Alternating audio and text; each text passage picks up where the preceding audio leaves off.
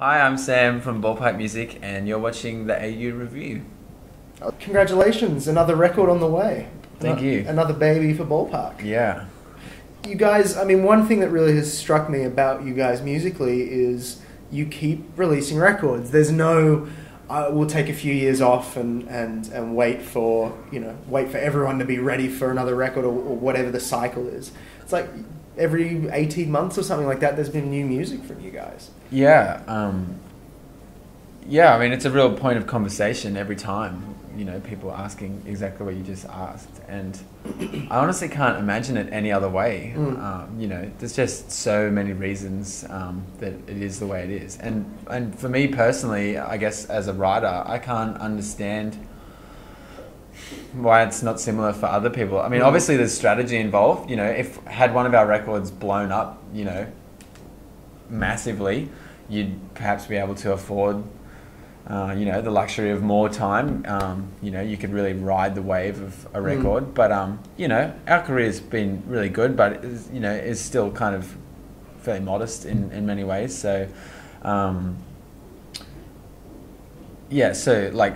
strategically speaking, we've just kind of been like, well, what's to stop us just getting in there and doing another one? And, it's felt natural for us. I've been writing heaps, and the band's keen to record. We love recording, and I'm already kind of thinking about number 4. Like, I'd love to get stuck back into it.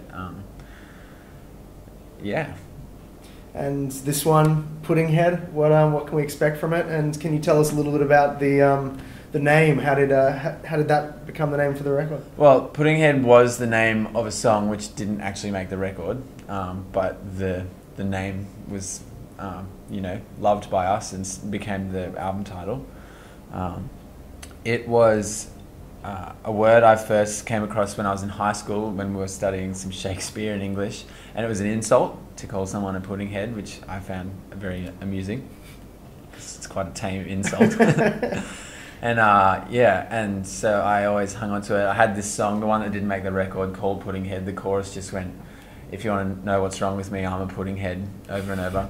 And and the word just kind of stuck. Everyone just found it kind of humorous and lovable.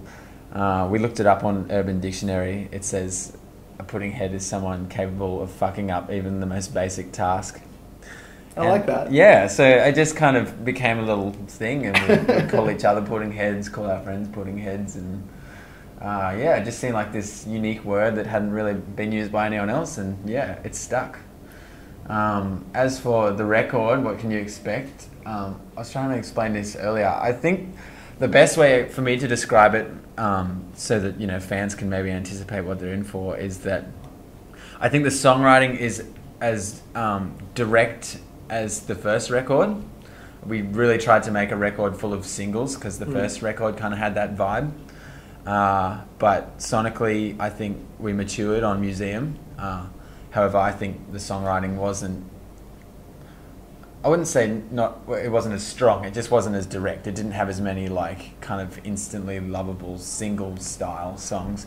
For this record, I know for a lot of the sessions, the recording sessions, we tried to imagine that Rick Rubin was there, even though he wasn't there, and we could never afford him. Beard. Yeah, and we sort of every time we're working on tracks and recording, asking ourselves what would Rick do.